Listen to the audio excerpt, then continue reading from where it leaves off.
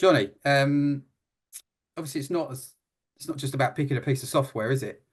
No, I think ultimately that's it. It is a piece of software, but really what you're trying to do is, find the right solution for your business or your hiring needs. And I think if you don't actually define those needs, then you run the risk of ending up with a system that looks great, but it doesn't actually solve your problems or your challenges.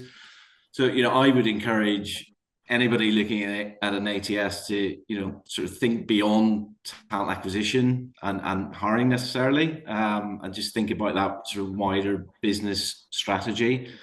For example, if your business is thinking about international expansion in the next year or two, does your ATS actually support that around language requirements, wider compliance? If you're going through, very high growth, is it going to scale with you? Effectively, is it future proof?